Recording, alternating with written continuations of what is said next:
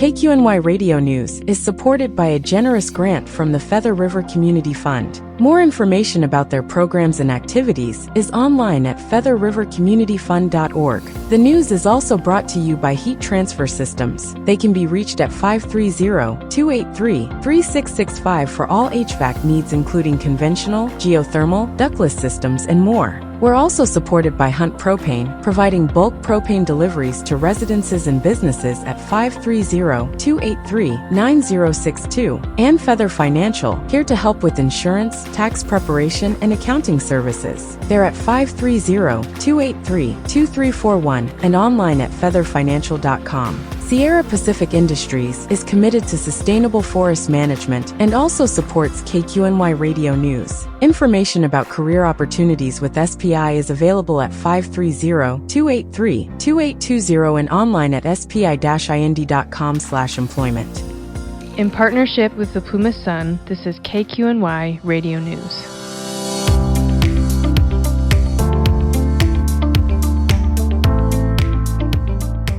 Thanks for joining us. I'm Dave Loschiavo. The County Board of Supervisors considers the impact of federal funding cuts.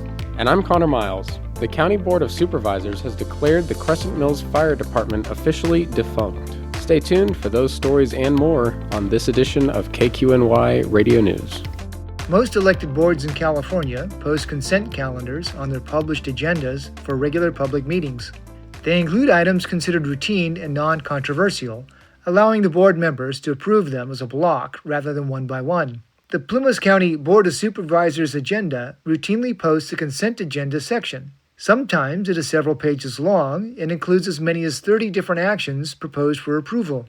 At a typical meeting, Supervisor Jeff Engel will immediately make a motion to approve the consent agenda, which generally wins yes votes from the other 4 supervisors. That didn't happen on May 6th. Engel's motion, seconded by Supervisor Dwight Sarasola, immediately ran into questions from Deborah Bess. A frequent presence at the Plumas supervisors meetings, Bess requested information about the effects of cuts in federal funding on a variety of agreements slated for approval. Most involve social and behavioral health services. What is going to happen when federal funding is withdrawn or canceled, she asked. Is this an attempt to get things approved before the feds cut this federal money out? And what are the plans for when these funds are cut? Bress inquired. She asked Board Chairman Supervisor Kevin Goss to remove the relevant items from the consent agenda so they could be discussed in the public. Bress asked the board to discuss what is going to happen when federal funding is withdrawn or canceled for specific items. Discussions covered a wide range of topics, from the County Social Services Department and Plumas Rural Services for CalWorks Child Care Services to actions requested by the Behavioral Health Department and others. For more information, please see plumasun.org.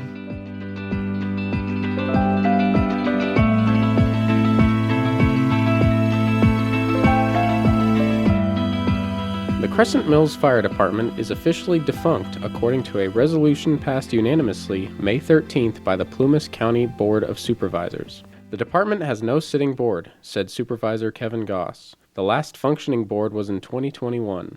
Since that time, there has been no duly appointed board for the Crescent Mills Fire Department, and so it has no authority to perform any actions, the resolution states.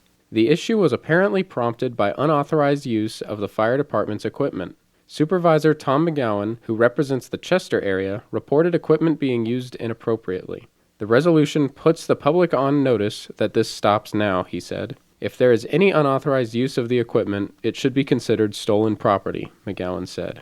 Interim County Counsel Josh Brechtel, who drafted the one-page resolution, said it was designed to curb confusion in the community. The district is unable to draw on its own funds. It is unable to perform basic functions, he said. The supervisors are not assuming authority for or over the fire district. They are not assuming responsibility as a district board.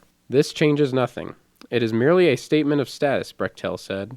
County Elections Clerk Marcy DeMartile said no one has filed for election to the Crescent Mills District Board since 2021. Her office is responsible for informing the county supervisors when an elected board anywhere in the county lacks a quorum. We're not controlling, we just conduct the elections, DeMartile said. Goss agreed. No way does this Board of Supervisors want to become that governing board.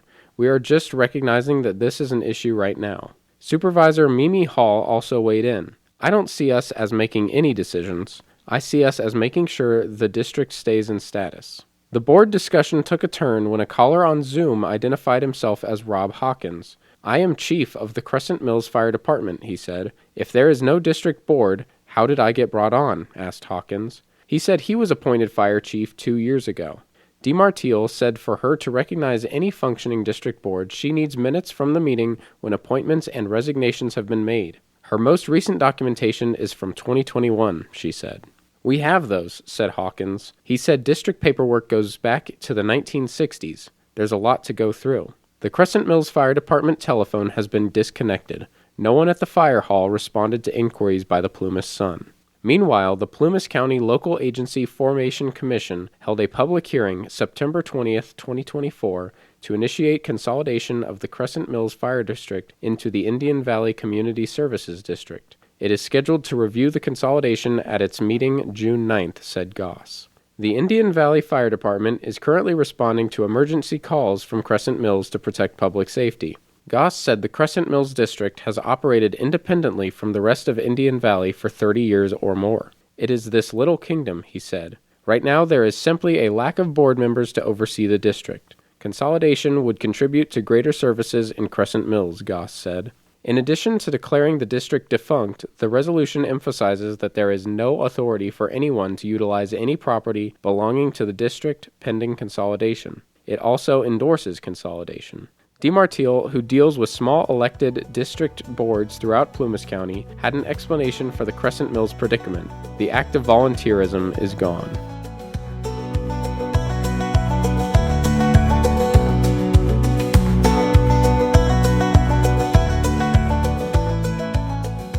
The Mohawk Valley Stewardship Council, steward of the historic ranch at White Sulphur Springs, announces a new public event to be held inside the restored ranch house located at 2200 Highway 89 in Clio.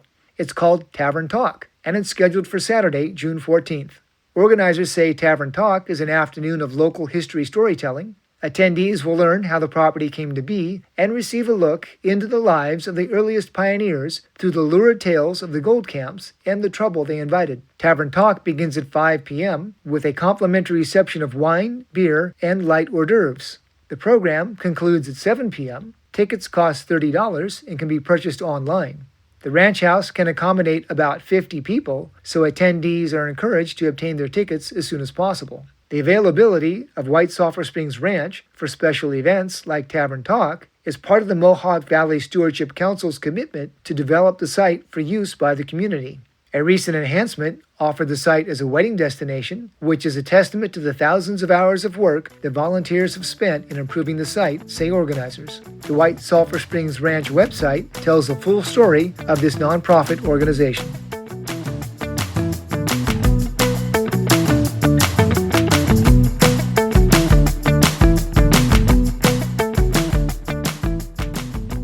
Organizers announced that the Lake Almanor Peninsula Firemen's Association will be holding a fundraising event, a pancake breakfast set for Sunday, May 25th. The community meal will be held from 7 till 11 a.m. at Fire Station No. 2, 801 Golf Club Road in Lake Almanor. The cost is $20 for adults and $10 for children 11 and under. The event includes a giveaway with exciting prizes, say organizers. The menu includes pancakes, eggs, sausages, ham, milk, and orange juice.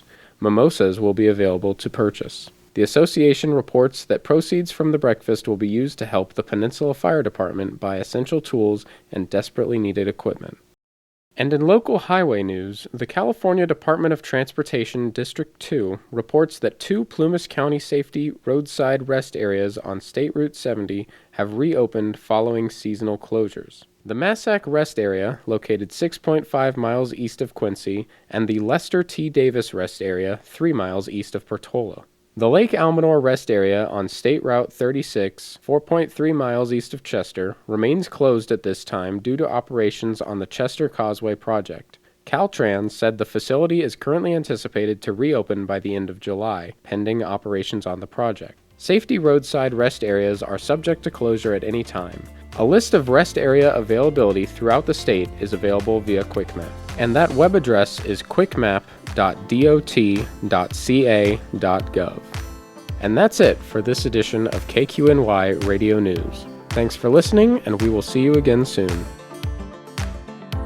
This program is a production of KQNY Community Affairs Programming, and it's powered by the Plumas Sun, a group of Plumas County journalists and organizers committed to providing high-quality, objective coverage of local news. The Plumas Sun and KQNY both depend on community support, so please consider helping us out by going to KQNY919.org and plumassun.org and making a donation. Thank you for helping to keep local news on the web and on the air.